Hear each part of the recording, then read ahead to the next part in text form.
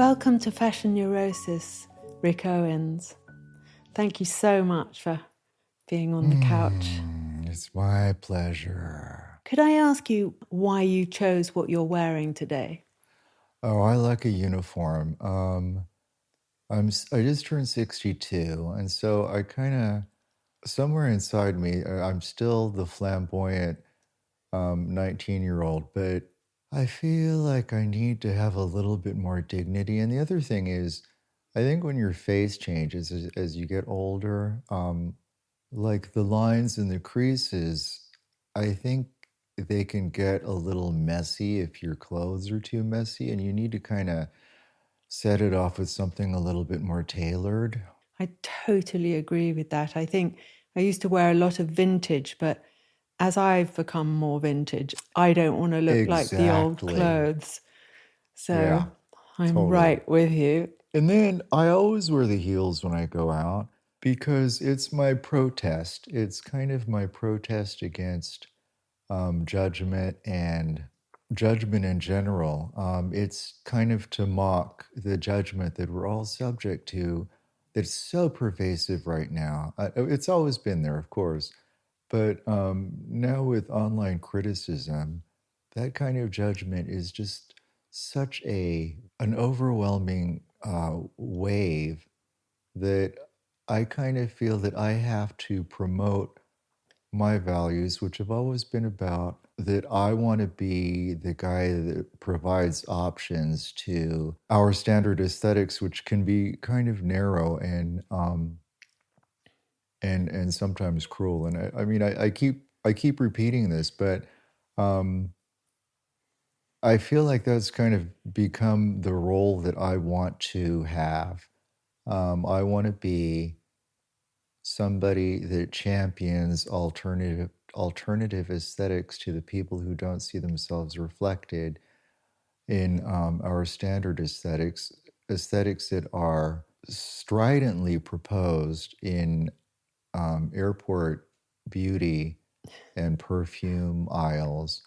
I've come to kind of realize that when you travel around, that has become the global standard of beauty and aspiration.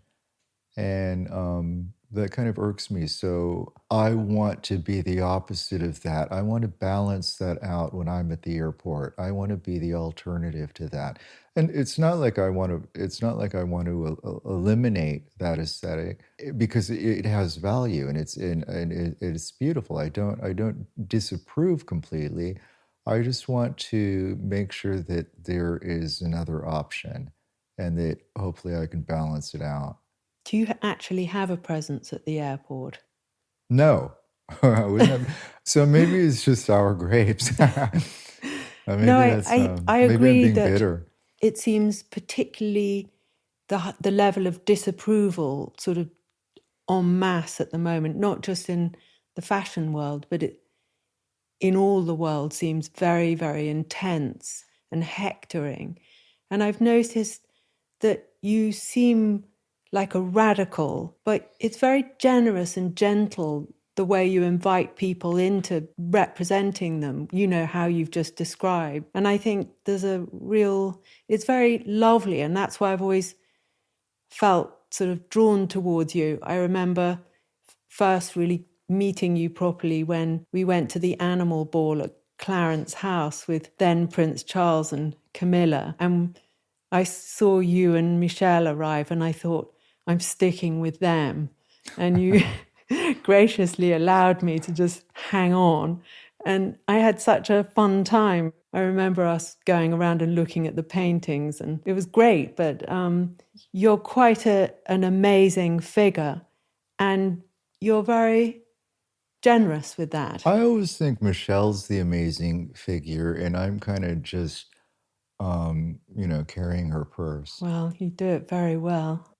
But she's in New York right now. She is the dynamic one who travels all over the world doing these furniture installations and installing furniture in people's houses and organizing an exhibition in Dubai or Marrakesh or New York, while I'm just at home taking a nap. So that's how we do the furniture. That sounds great. And she's turning 80. Well, she already turned 80 February 5th. Yeah, I went to her one of probably many birthday dinners Where? at Ladbroke Hall down the road from Oh, here. right. And she played the piano. I missed her playing the piano. Well, maybe that was another party there, but I saw online, because that's how I keep track of her a lot online. And I saw her. There's this song that she used to sing in the cabaret of the restaurant in Hollywood, when we were living in Hollywood, and it was called the King Kong Blues. It was about drinking a drink called King Kong and getting high on King Kong. We lived across from the cafe, and at night, like while I was going to sleep, she would be ending the night there, and I could hear her from across the street. I could hear her singing the King Kong Blues while I was going to sleep, right off Hollywood Boulevard. Anyway, she sang this at Ladbroke Hall, but they kind of rigged something up so they I don't know where they got the music, and they had backing music, and it looked like she was singing the piano. And I got FOMO. I mean, I wanted, like, it looked so glamorous and so great. I can't believe I missed it. Anyway, she turned 80 February 5th, but she tells me she wants to have a party on April 17th. That's my birthday. Really? Yeah. Because, well, then come celebrate with us, because I'm throwing her a rave at the Lido airport in Italy, because it's the beginning of the Biennale. And that's when all her friends were going to be there. And so she thought it would be fun to have a birthday rave in the Lido. So that sounds so much April fun. 17th, pencil it in. Pencil it in. Do you have any obsessions at the moment? Do I mean, have it any sounds like you have millions, but anyone in particular right now? Do I have obsession, you mean of people? Or just is there anything that's sort of a recurring thought at the moment? It could be a person or a shoe or just like a feeling almost. I just wondered. Okay, well, I'll tell you about my day. I love that. Okay, so today I got in last night. Where from? From Paris. So I got in last night to Claridge's, and this morning I got up, and it was such a beautiful day. I wanted to go for a walk, and I thought, oh, I'll walk to the Victoria Albert. So, and I'll walk through the park, and I'll stop at the Row, where I've never been. I've never been to that store, and I admire what they do. And I knew that it was right around the corner from Claridge's, so I go to the Row. And have you been there? Yeah. To their store? Yeah, it's pretty amazing. Oh, it used it's to be beautiful. an art gallery. It was really lovely. And I was just chatting, and I mean, I'm sure everybody thought I worked there. Everybody that walked in. I was just Maybe they hoped you did. wandering around, making them show me everything. And I had the loveliest time, and the quality and everything looked great. It was really beautiful. Have you ever tried on any of their clothes? I haven't. I don't know that it would really, because I thought there was a shirt. There was a beautiful cashmere shirt, and I thought, how come we don't have a beautiful cashmere shirt like that? Yeah, same. I think, oh, I love what they do, and the way it sort of cascades over your body. But I tried on a knitted jumper, a knitwear piece once, and I just vanished. The jumper took over. I became a random middle-aged woman, and I thought, oh, good, there's space for all of us, even though it's so desirable and alluring what they do. It's good to know that it doesn't work for everybody. Well, I actually think I'm going back for a purse. This purse, the leather is just so juicy and tender and delicate, and the strap was so thin and pretty. I just thought, oh, this will, I can keep vitamins or something in it in my dressing room, because it's such a beautiful little pouch, and it was so exquisite. Anyway, so I did that, and I was listening to Shirley Horn, and I've been listening to Shirley Horn for the past a couple of albums. This song called Estate. I've heard a couple of different versions of it, and I was listening to it a lot in the summer. I wish I remembered all of the words, but it's very much about acceptance. She's talking about is like loving summer and missing it, but it's underneath the cover of winter. And it's about remembering love. And yeah, anyway, it's a very tender, very moody thing, but it's about time passing Mm. and acceptance. And that's something I'm kind of very conscious of these days, of the things that I wanted to pursue 5 years ago that maybe not the things I want to or not the things I should pursue. To do with the natural progression of having a fashion empire, what sort of steps go after each other, or more personal things that you thought you were pursuing? Oh, I think this was more personal. This wasn't really about work. Mm. The work, I don't know. I don't think I really change about my perception about work. I feel the same urgency, the same, and it's almost rage that I had when I started. I feel like there are things that I want to see that are not out there that I want to see, and so I have to make them myself. And there's things that I want to promote aesthetically, and it probably has a lot to do with ego, I'm afraid, that I want to modify or customize everything around myself. I assume it's some kind of search for control and some search for Immortality? Or, yeah. immortality. Immortality. Because I wanted to ask you, because one of the signatures, your signatures as a designer, is how you emphasize proportion and how you show, like in your last show for men and women, and you had this, like the lower leg, like this pillowy, or like you're wearing today, this sort of boot cut leather of the knee down proportion. And it's so graceful and unusual. And you seem to have this sort of amazing ability to exaggerate or change proportion, and you embody your clothes with these sort of almost mythological elements. I'm always really interested in mythology and how to sort of have a prism where people open their minds and hearts by looking at what you're wearing. And I think fashion can do that when it's really well expressed, which you did. And I wondered how you came to this thing to do with proportion and how it reflects back about maybe how you feel about your own. Have you ever had an obsession about your own proportion? Because I certainly did, but I'm always captivated by how you show that in your work. Well, distortion and exaggeration is always what I'm going for. And distorting the human figure is so much more profound than doing an embroidery that takes 7,000 hours. And I think it's braver, and I think the message is you can think outside the box, literally. When you exaggerate like that, you are promoting open-mindedness and acceptance and tolerance and all these great things. I've told this story a lot, how my physically I wasn't very satisfied with myself. I was very fleshy and I had little girl nipples, like jelly bean nipples. And I wanted, BB gun nipples.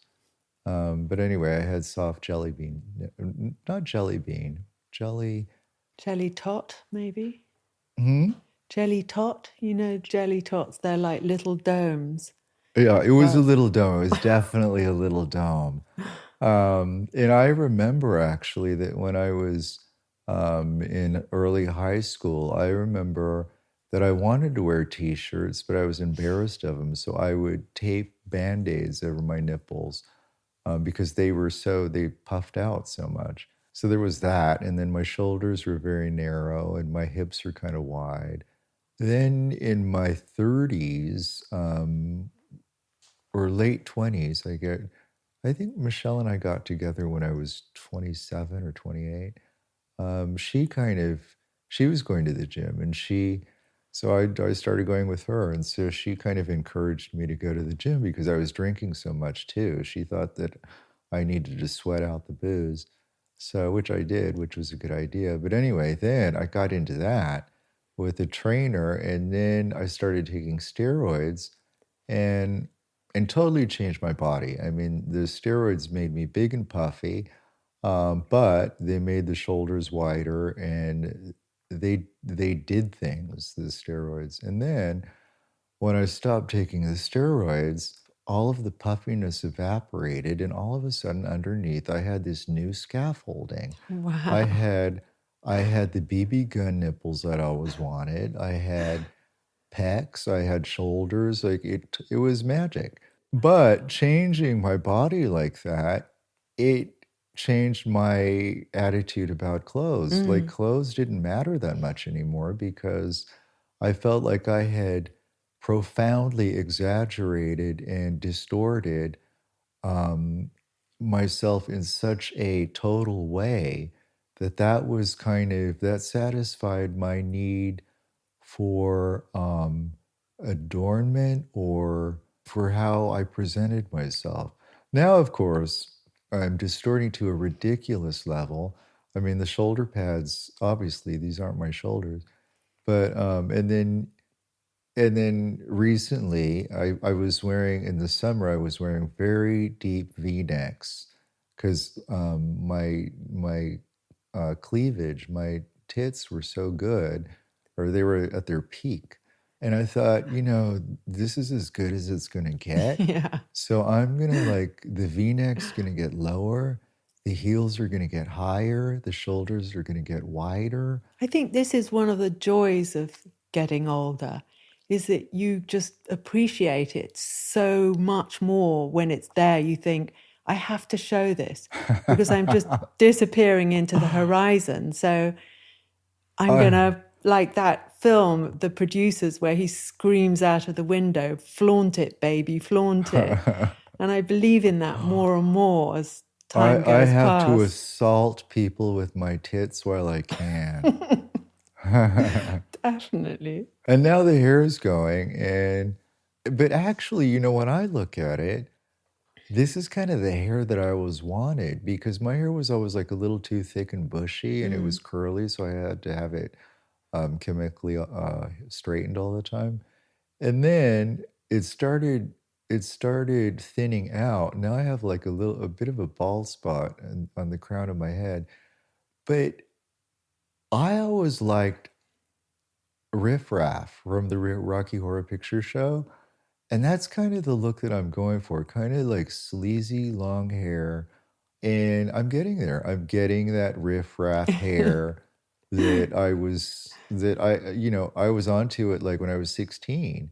I was thinking Riff Raff, that's what I want to look like. So, um, It's very angelic looking, your hair. I remember watching that video that you did with Tim Blanks where you're dyeing your hair in the sink and the cat comes along. And it's just so romantic, and it was a great, great image. And your hair looked great in that. that was one of those things where I thought, this is an opportunity to promote my values. I'm going to be this silly old queen dyeing his eyebrows that's going to that is going to tell some 16-year-old that this is what you can be and it's going to be okay. Yeah. Um, No, it really, that message came through. I found it very, I got a lot from that. You can be how you are. Your own qualities are the things to, kind of live by or work up or validate, just instead of trying to do the airport on them and sort of homogenize. So I loved that film. It I was was just listening to that music. The music to that is Sansen, the aria from Samson and Delilah. And for some reason on YouTube today, Klaus Nomi came up. Oh, singing that, which is the first time I ever heard it I've with never heard Klaus that. Nomi singing it, and No. I was really enjoying that song today. Well, And then I was definitely. thinking, because I started taking French. Um, I started taking French like a couple of weeks before Christmas.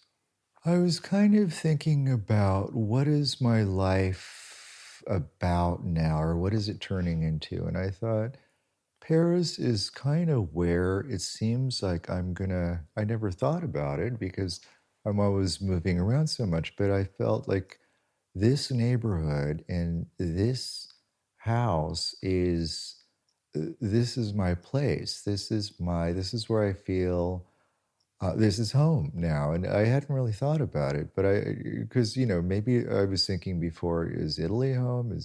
Or is Miami home? But I kind of decided, looking around, I go, well, yeah, this is where I'm gonna be 80 and shuffle around, going to like cafes that they roll their eyes and they know that I'm going to order the same thing like that I've been ordering for the past 20 years, and I thought, well, I might as well learn French. And I also thought it was such an elegant thing to do during the day. I thought, I take a nap for an hour, I work out for an hour, taking French for an hour. That seems like an elegant, positive thing to do. Like, what are the best things in life? Learning. Mm. Learning is one of them. And I thought, after this, maybe I'll learn the piano. But learning is going to be one of the most satisfying things I can think of. Or cultivating a garden. Now, I don't know if I can do that. Cultivating a garden takes reserves of patience that I don't think I have anymore. Maybe I could train myself to do that, but I think it's good to to learn the things that are slightly coming naturally, like you're in Paris, so learning French, it and also I find that the doing different, the sort of going in a different direction brings ideas to another place, and that's what I'm always looking for. How can I sort of Trojan horse activities? Like I'll end up somewhere, but the repercussion, I mean, I'm always hoping mhm. it repercusses into my till in my shop. So, but it isn't always a sort of straightforward direction. But can I ask you about how you start with an outfit? Because my father Lucian always started a painting with a point between the eyes, and I wondered where you start, or do you have a place you start with? Oh, shoes. Shoes, yeah, same. Yeah, shoes and hair say it all. Like you can do anything else, but like shoe and hair, because those are the biggest commitments. Everything else can kind of fall into place, I think. And if you fancy someone and don't like what they're wearing, does it kill your attraction to them? Absolutely not. It almost perks it up. Um, That's so good. for one thing, the fact that they kind of have disregard for what I might consider attractive, or, well, no, let me rephrase that. If I see somebody with a very branded logoed bag, that would kill my attraction. Mm-hmm. I would think if the that kind of expresses their values to me in that world. And so, and I hesitate saying that because there is like there's a sense of disapproval there that I disapprove of. Um, but I can't help it. I mean, if there are certain bags that I think if you feel the need to align yourself with that kind of aspiration, we're probably not going to have a lot to talk about. But if somebody has but ugly clothes that have nothing to do with status consciousness, I'm intrigued. I love that they don't care about fashion and that they have other priorities. That's hot. Yeah, there's something So, to be said for bad clothes. yeah. They're very charming, really, aren't they? Mm-hmm. And even a logo bag, I suppose, on a kid who's so delighted by it, that's Well, that's where charming. they It's all, belong. yeah. Children. Yeah. And if you're feeling low, are there certain clothes that make you feel better? I was telling him at the row, I was going, if I was a girl, I'd buy all this shit. This is great. It's beautiful and it's elegant and it's quality, quality, and thoughtful and thought through. A friend of mine told me he masked his shyness with misbehavior. Have you tried that? Probably. Do you dress up or down if you're feeling shy? Well, I always dress the same. I really only wear a certain look for a few years. I mean, I've been wearing this one for um, probably 5 years. It's always the platform boots, and platform boots because they're so ridiculous. They are such an affront to good taste. That's why I wear them. They're kitschy and they're camp, and and then I just started wearing the wide-shouldered coats, and I have even in the summer I wear the wide-shouldered coats, but they're in chiffon. But I like making a decision and sticking to it. I can't imagine having to make a choice every morning. I like being in one zone. And there was a time when I first moved to Paris, and I wore very ripped up clothes and boots, like these biker boots that were kind of falling apart, and army surplus clothes that were kind of patched together and overdyed black, but like a faded black. So everything was all the same kind of muddy tone. And I wore like cut off army cargo pants over sweatpants with either the biker boots or UGG boots that I had thrown in the washing machine with black dye. I realize now that it was a very adolescent rebellion against conservative values. And I was challenging the world with my unkemptness, and I was um, I was displaying my contempt of uh, of standard aesthetic values, um, and I see that I see that cycle. I see that cycle of dressing happening, um, and I have great affection for it. I don't. I know exactly where it's coming from, and I remember going through that. But there's a certain amount of contempt in it that that bothers me now, or that I wouldn't really engage in it, but I understand where that expression comes from.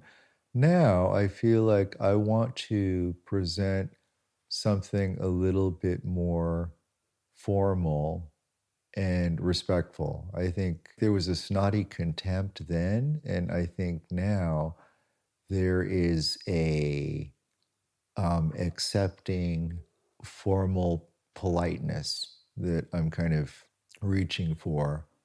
That's how I changed, I guess, in the past 20 years. Because I've heard you talk about your father being very authoritarian, and I wondered how that showed up. Did he question your taste or confront you in your how you dressed, and what kind of an effect that had on you? Oh, yeah, very much. I am such a reflection of him, and such a reaction, such a first degree reaction. We are such an obvious dynamic. And Michelle always gets irritated when my father comes up, because she goes like, "Why do you always have to talk about your father?" And I'm going, "Well, because that's kind of all there was. That's She was in boarding school, and she had a whole a big family, so her experience was very different. And I said, but you didn't invent yourself, but you are a response to your boarding school. You're a response to the nuns that you were rebelling against. Um, so it's very similar, but I I have tremendous affection for my father. Uh, he was very dominating. He could be very cruel. He was a bully with me, and intellectually he was a bully. He would corner me intellectually, and I would feel trapped and frustrated and demeaned, and but he was very damaged. And mom and I, we were both very dominated by him, and he could be kind of cruel, but somehow I think mom and I were both caretakers, and we both subliminally recognized how damaged he was and that he needed to dominate so badly. So we kind of went along with it, I think. He clearly didn't crush you because you're so the opposite. I mean, you're so creative and um, you're so perceptive and understanding of things. I've thought about it, like if it was another person, they could have ended up very differently. But somewhere I had like this streak of aggression and rage in me that I have tried to become the opposite force of him in this world. I felt like he was very much about judgment, about condemnation and dismissal and canceling. He was all about that. And so that's why I became so like I've become more ultra sensitive to it when I see it happening in the world, and I wanted to do something as a reaction. Do you think that's when you started to see that clothes could be a tool in your life when you were really young because of how much your father tried to sort of control your thoughts and attitudes? I guess, I went to art school to be a painter. Really? That's what I was going to be. I was going to be an artist. But we had these really stupid art theory classes that were so complex and so intimidating that I thought, oh, I'm not smart enough to be an artist, so I'm gonna do fashion instead because that looks like fun and I can handle it. You did good. And as a child or when you were a younger person, do you remember something that someone else was wearing that seemed to bestow like a magical power on them? Because I Well, remember those moments, like from when I was about 8 and even younger than that, how certain garments seemed to be like a sort of a magic carpet almost. it all comes down to dad because for all of his faults, the part that I didn't get to was that dad didn't allow a TV in the house, and he had a vast library, and he felt that the library was good enough, and it was. So, in retrospect, of course, I benefited from that. Of course, it was an advantage that I didn't have a TV, and if I were a parent, I don't know if I could be that harsh, but boy, it really worked for me. And there were a lot of Japanese art books because he had spent time in Japan during the war. He'd been a mail carrier in Tokyo, I think. Anyway, he had all of these Japanese art books with like mystical, abstract watercolors and all of this imagery of these kimonos and the exaggerated, or well, not exaggerated, but the hairstyles and the pageantry of those looks. So I think being exposed to that early on, it made me think, well, anything's possible. You can do anything you want, and the bigger the better. And obies, Yeah. the absolute perversity, because my mom was always obsessed with her waist. She was always wearing those tight dresses that had like either a belt or like a very tight waist, and so and she was very voluptuous, so she was very Sophia Loren. And then when I looked at these Japanese clothes, there were these obies that created this volume right at the small of the back that obliterated a waistline. And that delighted me. And then the huge, useless sleeves dragging on the ground and everything dragging on the ground. So that's why I always have stuff dragging on the ground because it is so useless. And That's so interesting. yeah. I remember investing this kind of obsessive interest into a girl's pink gingham shirt. I was on a summer camp, just a crummy one in England. And this girl had a pink gingham shirt, which she let me borrow. And it just seemed the perfect thing. It represented order, and my life was so chaotic. And my mother, she was so beautiful, and she sort of wore hippie things and stuff, but she didn't ever have much. And my father either dressed to paint in the studio, and if he went on the street, he just looked like a tramp, and a taxi never used to stop for him. But when he went out to dress, he'd wear these grey flannel suits that he had made in Savile Row, and I wanted to be like that. I didn't want to be the beautiful hippie with nothing. But this pink shirt was somehow everything, and I still really respond to that if I see it. It's so neat and kind of... I'm checking it to see what you're wearing now. Yeah, not that. I don't really have... I've tried it in my own collections, but it's not really enough anymore. But it represented so much, everything I wanted, really. And then after that, I just remember Kiss and Bowie and Mark Bolan and those guys where anything was possible.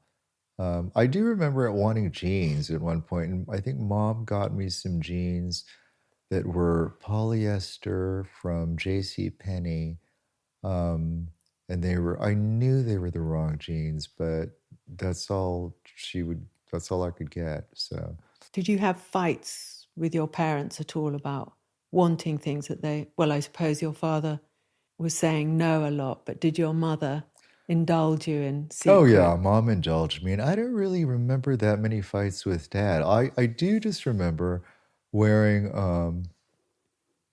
these hash jeans. They were called hash jeans, and for some reason, the only place we could get them was in this little shop in Springville, up in the mountains. Bizarre, but they were kind of,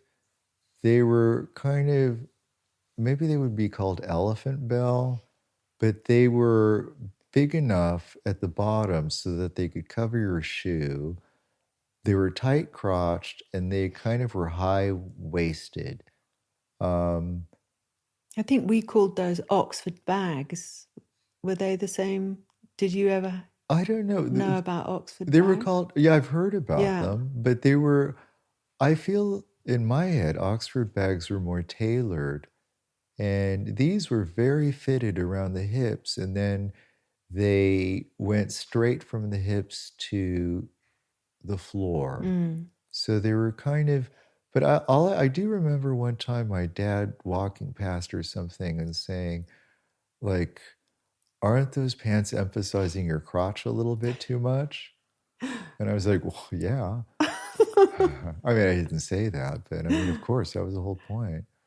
God, I remember someone's mother saying that to them. I think we were about 14 or something in this house in Scotland, and she said to her son, "Don't those trousers rather emphasize the gentleman's equipment?" And then we all fell around laughing, but repeated that phrase like 100 times a day afterwards. It was a brilliant description. My therapist once said to me, it's good to be able to get over yourself. And you seem to, the way you talk about things, I mean, you mentioned ego, but it's good to have an ego, but you see, your ego seems to be amazingly agile, so that it's like an energetic force, and yet you seem free from obsessive insecurity that people associate with ego. And I wondered whether you'd studied that or made a conscious decision to be like that, or noticed it and how you wanted to be. Oh, I thought I could have even gotten further along by now. There are moments where my ego gets in the way and I'm just horrified.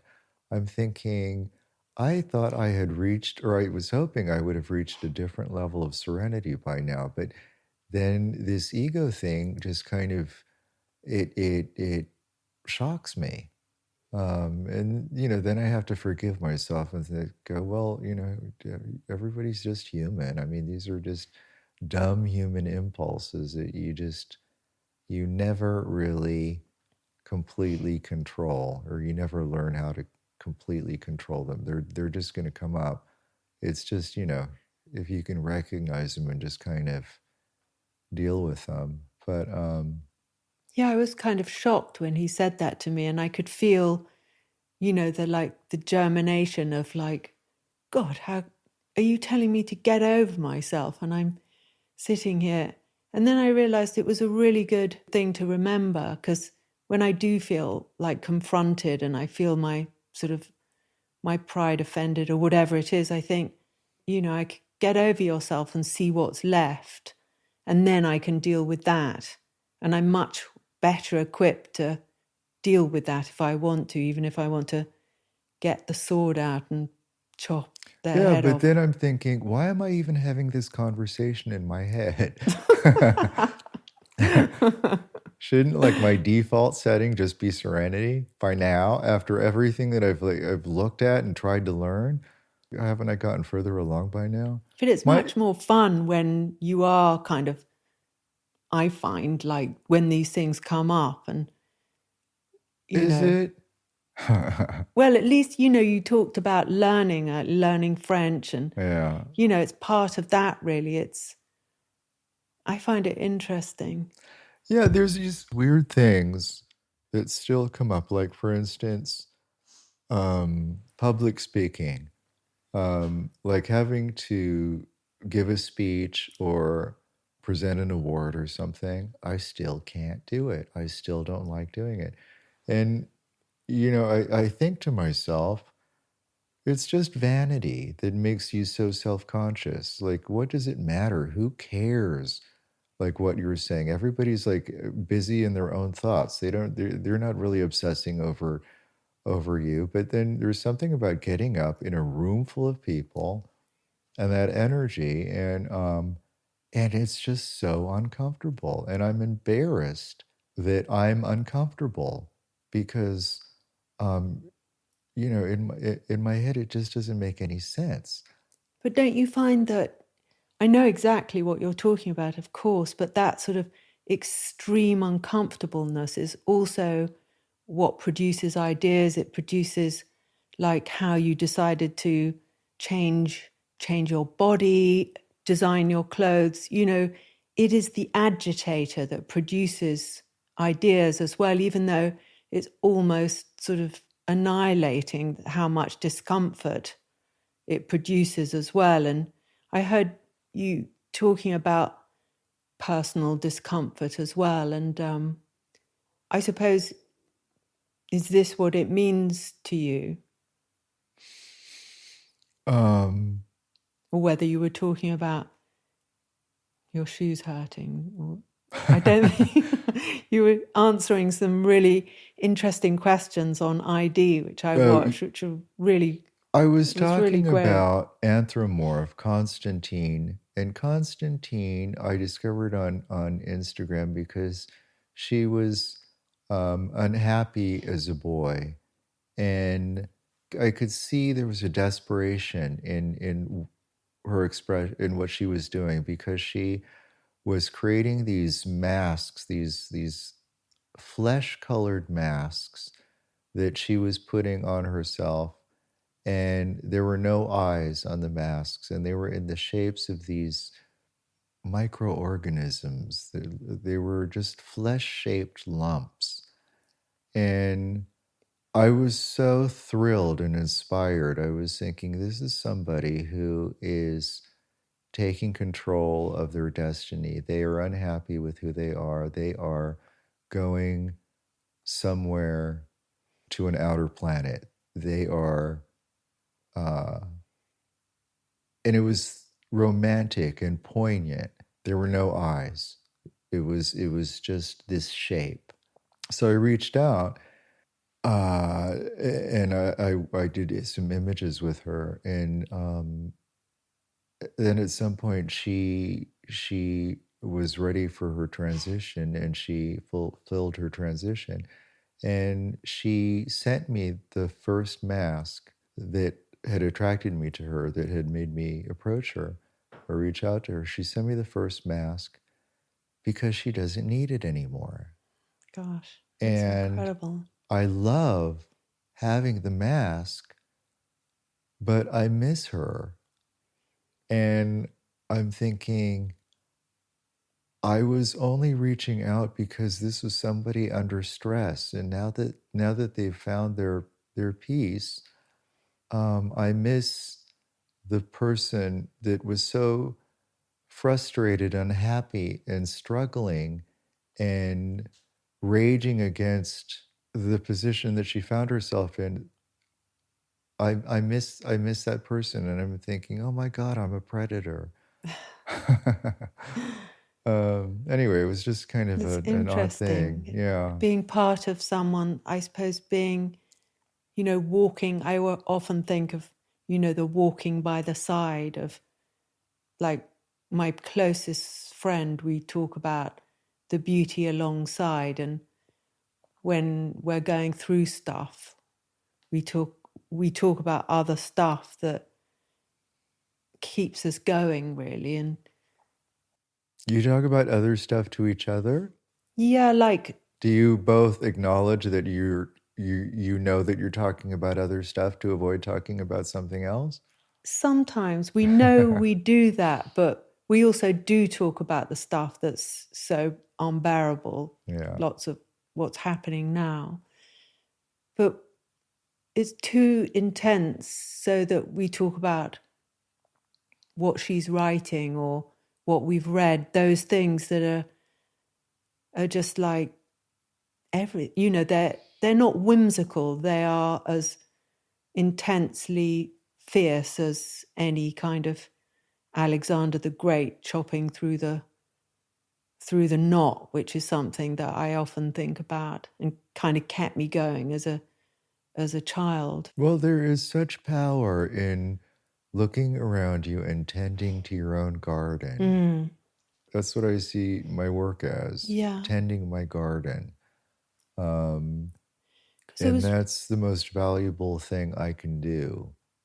And it's the most soothing for me. And it's the most, of course, I mean, it could have, if it hadn't worked out, we would be talking, we would be telling a different story.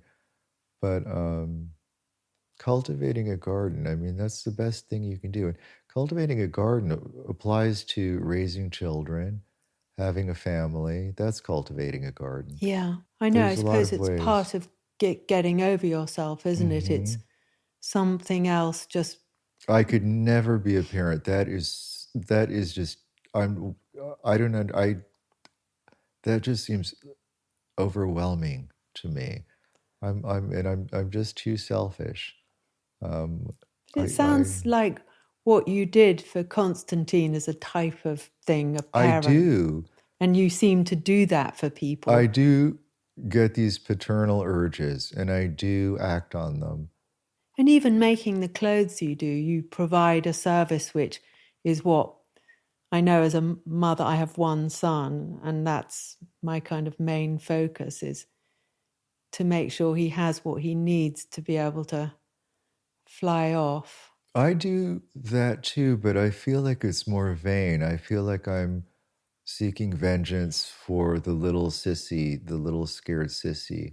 But I mean, I am doing stuff to show little scared sissies what can happen, Yeah. that things can all work out. So, I mean, I do feel a responsibility there.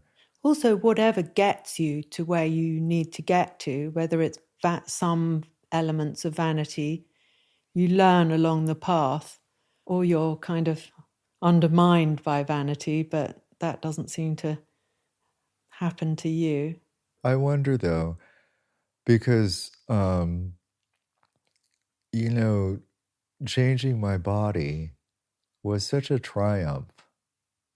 Now, having it change beyond my control, I'm not sure I'm going to be good with that. I'm not I'm not sure how that's going to work out. I suppose it's the big thing, isn't it? I mean, also, you mentioned in your ID thing about sobriety, somebody asked you about it, and I wondered how you dealt with the self-consciousness of walking into a room without any mood changer, nothing to blunt the feeling, and whether that was a thing when it happened. I'm trying to remember back, but somehow in my head, I convinced myself that it was so cool not having to rely on anything, that nothing could be cooler than not having to hold a glass in my hand. I thought that is to be so self reliant and so confident that you don't need that stuff. What could be more glamorous and sophisticated than that? And so that somehow I was able to convince myself of that, and it worked. I can't remember that transition, but yeah, not needing stuff is great. Yeah, it's true. And it's great to have someone as creative as you, and how you manifest it and how you look and seem to be not needing anything, any stimulant. And because I think people associate sobriety with the sort of loss of something, but what you're describing is such a gain, and it's great. It's Well, inspiring. but I don't walk into that many rooms anymore. Do you come out at the end of your shows? Yeah, but I don't socialize the way that I used to. Mm. I don't, I really don't circulate that much, and I don't visit people's homes. This was a fun excuse to come visit your home, but I don't really go visit people. I don't engage that much. Maybe because I don't drink anymore. I don't know. I think there's a sort of confidence in that as well. And for a lot of people, you're a fashion icon, and to me too. And I wondered if you had a fashion icon, or even if you ever wear any other designer's clothes. Like maybe you're going to be wearing the Row tomorrow, but Yeah, could um, be. You'll see me prancing around with that purse. Um, the thing that I was thinking of in the past kind of 5 years is that I thought, do I need to push myself more to engage? Do I need to participate in the world more? Because I remember a friend telling me something like, well, you need to challenge yourself. And I'm thinking, do I? I kind of got a lot done. I kind of did challenge myself. And do I, am I maybe at the place where I don't need to challenge myself that much anymore? Maybe I can just kind of find the places that I'm comfortable with and just kind of indulge myself with that.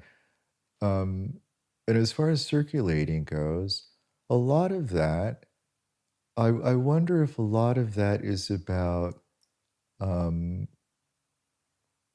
like younger people that I know that that pursue a social life a lot. I My mom pursued a social life because she was a very social person who had grown up in a very full family, and she had a comfort level with crowded rooms. I didn't I didn't grow up like that. I grew up in a very isolated way, so it was a bit of an effort for me to be in a crowded room, and that's partly why I drank then. But now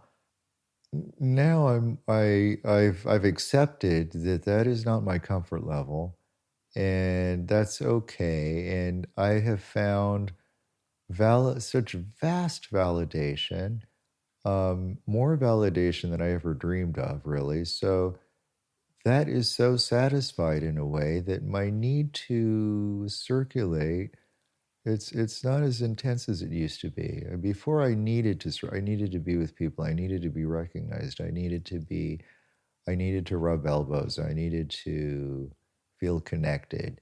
Now I do feel connected. I feel like I was able to somehow, on my own terms, connect in such a bigger way than I ever thought possible. So, yeah, I don't walk into that many rooms anymore, I guess.